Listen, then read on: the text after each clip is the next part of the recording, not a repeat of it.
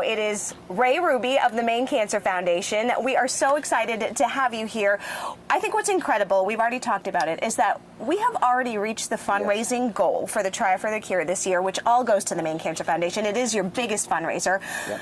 It's going to be a record-breaking year. You already know that, and the donations are still coming in. How does that make you feel as the leader of the organization? You know, I get to be a part of this great team, but so are you guys. I mean, this coverage has been incredible. It's a big part of why this number keeps going up. And, you know, I've been saying that the goal is a number that we pick in order for us to be able to do the work we want to do next year, but the more we raise, the more we can do. And you told us the need exceeds the goal, too. Yeah. And that's all the more reason to contribute if you can. And that's what people are responding to. They know how people are struggling right now. And then if you throw a cancer diagnosis on top of it, it's so much harder. So people are looking past the goal and saying, how can I help as much as possible?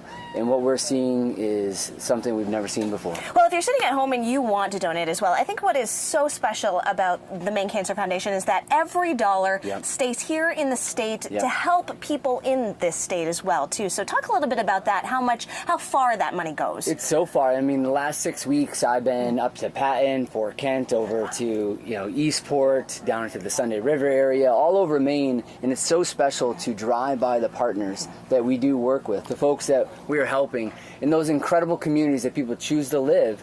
They shouldn't have to face additional barriers, based off of where you choose to live in this state. And so what this money does is stretches all 16 counties and helps people no matter where they live. And that's a big deal, to be seen and to feel heard. And that's what these women are doing today, is making sure people across this entire state know that they're going to be helped. And to make this fundraising effort possible, you were sharing an anecdote with us last night that you're driving around in your truck, you're checking the course, you're checking the barriers. Doing everything. But it really takes a village. I mean, this extends all the way into Cape Elizabeth to make sure that those who are out on their bike, that they're going to be safe.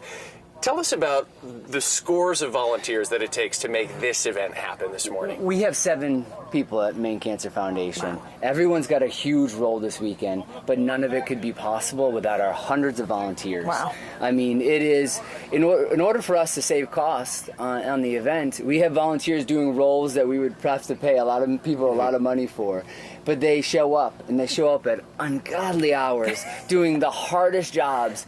And the participants know it. They're so thankful. They make them feel like high fives all the way through. Exactly. We can see volunteers here working under the moonlight to get things ready for today. It's headlamps and all. And that'll be part of my opening ceremony's remarks. Is these participants deserve it. They've worked so hard, so they deserve the best day. They do. And we're going to give it to them today. Yeah. Just about 2 hours until they're in the water. 7:30. That's right. Thank you, Ray, so much. We will check back in with you, the rest of the team, throughout the morning.